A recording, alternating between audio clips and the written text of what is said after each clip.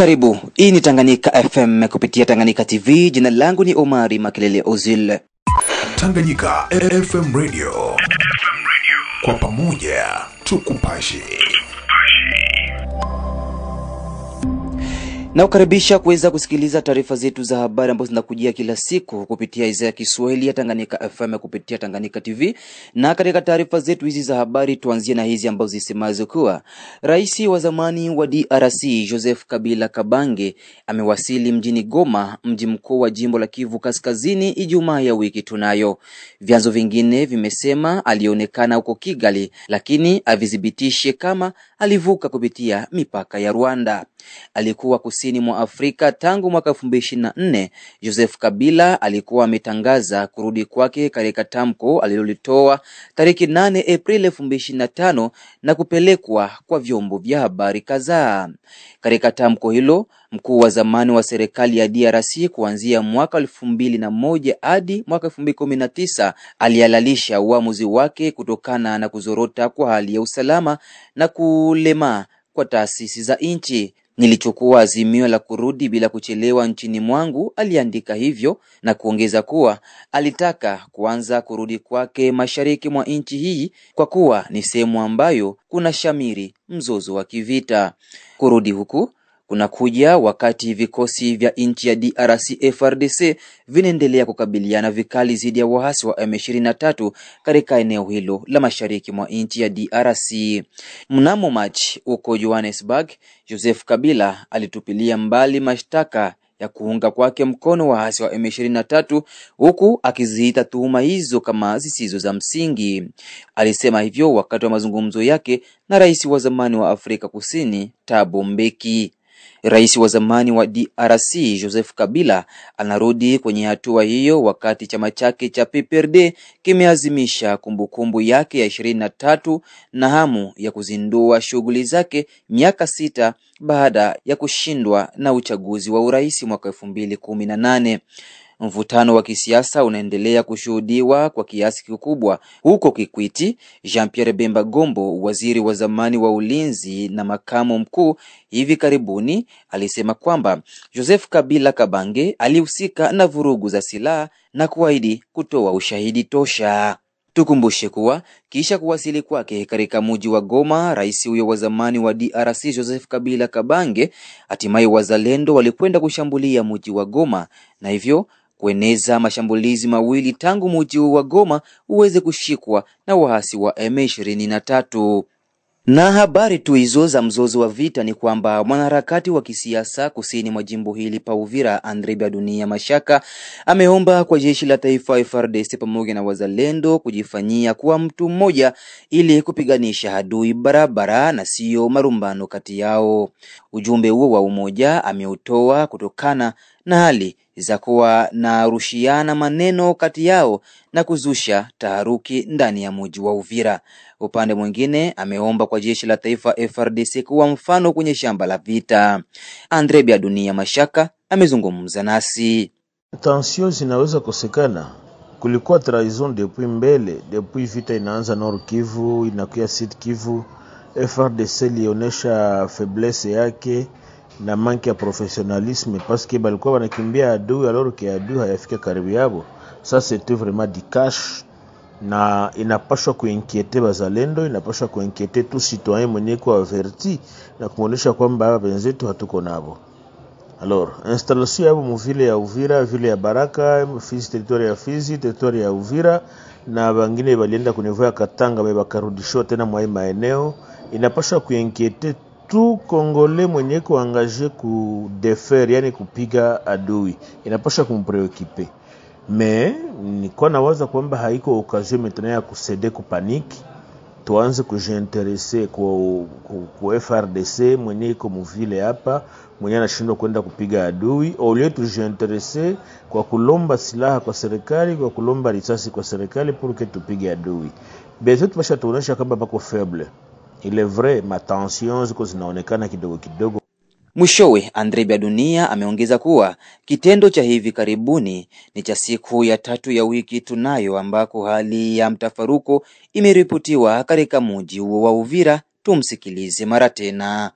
parce que d'abord il faut ni préciser que siku ya pili kulikuwa tension mbaya hapa mvile ya Uvira. Unaona pale kurompo Kavimvira wazalendo walikuwa walikataa kuanzia ile usiku ya saa 2 mpaka saa 2 ya asubuhi ya ile mardi mercredi, balikuwa wanakatalia basoda kusikia mouvement yao kwenda upande wa Kiliba na kwenda upande wa frontiere. Juu ya nini? Parce que kulikuwa ma vive tension. Bazalendo wanaonyesha kama ba FARDC bana trahir, ba FARDC wanaonyesha kama masasi yako napigwa mwingine ni mwendo mkuu wa la base. Tulipima kuingilia ile situation kati na kuonesha kwamba mwe wote mko watoto ya baba moya mama moja. La mère patrie mwanabaunganisha ni Congo. Na mwe wote mlikamata silaha. D'ailleurs mwe bazalendo c'était volontairement bila pression mlikamata silaha kwa kusema mteteye inchi. Ba FARDC vous êtes payé pour ça. Hamuna droit ya kukimbia. D'ailleurs mkiendelea kukimbia nous devons faire rapport kwa serikali abaime mshahara yenu. Parce que haitawezekana tuendelee na kukimbia adui alors que adui hayatufikia. Na adui afanye 3 mwaka Manyola alors que anaweza kushiprepare kutubomola hapa.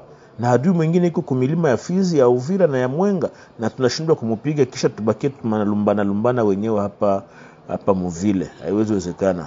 C'est vrai le matension beaucoup minimisé parce que mon observation zetu comme batu tuko averti geste ya kutoka uko na kiona kimbia adui kuanzia Nord Kivu mpaka ku Sud Kivu ku niveau ya Uvira unafika msid ya province ya Sud Kivu.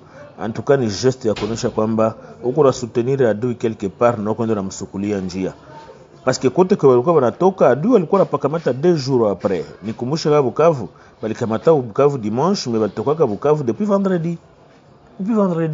Ndo adui akaingia pour dire que bao ndo walikwenda wanasukula njia kwenye adui atapita. Na ifodra kufika siku moja tujue nani vraiment aliweza kutrahir, qui a trahi. Pourquoi ba officier yote balitoka kama Nord Kivu akakia Bukavu? Pourquoi nzo kite Bukavu akakuya Uvira na bako wanaacha matrupe? Parce que matrupe zinakunguziwaga na wale ba officier. Magalo ya ba generale banavala ni ya nini? Au niko generale niko unaivalia nini na hauko amezira ku defendre patrie nilikupatia ile galo ya generale. Na wasa vile matension taisha na hatuwezi penda bufike parce que bukifika adui ataprofite kutupiga na FARDC na bazalendo baache le madistraction baachane nabo. Sisi tukue concentré ku front na kuona namna gani tutatia pression kwa serikali pour que itutoe adui pale à travers les armes na munitions na chakula na dawa et pourquoi pas motivation kadao ki watatupatia pour que adui atoke pale. Na huko katika mji wa Baraka ni kwamba mkuu kiongozi wa kundi la wazalendo wa SNPCC mjini Baraka amesema masasi yanayopigwa ulela katika mji wa Baraka wazalendo wa SNPCC hawahusiki, kwani vijana wao wamepita kwenye mafunzo na ambayo imewafanya kuwa tulivu na kujua baadhi ya sheria za kijeshi. Katika mazungumzo na Tanganyika FM kupitia Tanganyika TV, mkuu huyo kiongozi wa SNPCC mjini Baraka Joseph Majaliwa maarufu Satellite amesema majeshi ya SNPCC hayahusiki na masasi yanayosikika kila mara mjini humo, huku akiomba kwa viongozi wa makundi mengine ya wazalendo kutumika pamoja ili kudumisha usalama katika mji wa Baraka kama alivyoeleza. Pia tumsikilize.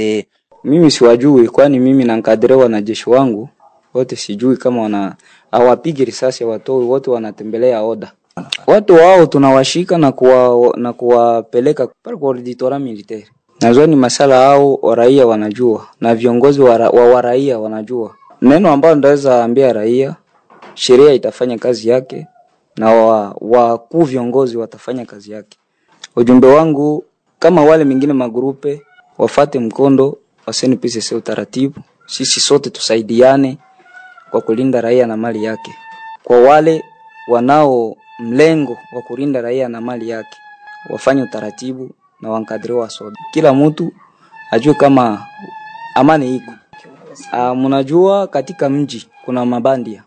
Siwezi kamilisha utofauti, siwezi sema kama ni wazalendo wanafanya unyanyasaji. Ndiyo, kwa wale wazalendo wana uongozi wao. Kama ni mzalendo anafanya unyanyasaji, mimi naweza jua nani mwanajeshi wangu anafanya unyanyasaji, mimi na mkadre anafungwa. Kwa wale mabandia ni sharti tujue wale mabandia wananyanyasa namna gani. Donc katika mji ni kusaidiana. Mjue kama kuna mabandia pia wako deore ya nini ya wazalendo. Mimi wanajeshi wa SNPCC wana kidogo ya mafunzo. Kama sio nyingi lakini wana kidogo ya mafunzo. Sijui kama wanaweza piga masasi kiolela, wana ile mafunzo kidogo. Labda ni wale wengine magrupe labda vya vile. Siwezi shuhudia zaidi kwa wanajeshi wa SNPCC kurusha. Kama mimi nakwambia mazoezi kidogo, sisi ni reserve ya Armée de Défense RAD. Donc kuna pale kwenye tunaweza ingia kwenye mafunzo yenye iko ndani ya miaka kadhaa, ya miezi kadhaa ya zaidi sana. Ujumbe wangu kama wale mengine magrupe wafate mkondo wa SNPCC utaratibu, sisi sote tusaidiane kwa kulinda raia na mali yake. Kwa wale wanao mlengo wa kulinda raia na mali yake, wafanye utaratibu na wankadiriwa wa soda. Asante sana. Kupitia sauti hiyo ya kiongozi wa kundi la wazalendo la SNPCC mjini Baraka, ndipo tunatamatisha habari za siku ya leo. Msikilizaji, na kushukuru ambao ulikuwa nasi kuanzia mwanzo hadi tamati. Hii ni Tanganyika FM kupitia Tanganyika TV. Jina langu ni Omari Makelele Ozil. Tanganyika FM Radio.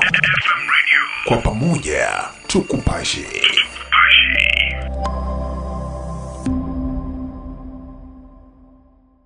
Habari za muda huu mpendwa mtazamaji wa Tanganyika TV.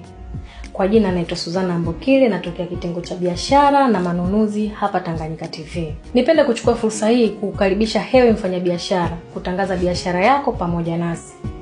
Maana katika ulimwengu huu wa sasa, media kama Tanganyika TV ndio mahara pekee ambapo unaweza kukuza na kuendeleza biashara yako. Haijalishi ni biashara ipi unayofanya, ina mtaji mkubwa au mdogo. Tanganyika TV inaweza kukuweka karibu na wateja wako na kukuza manunuzi ya bidhaa zako unazouza.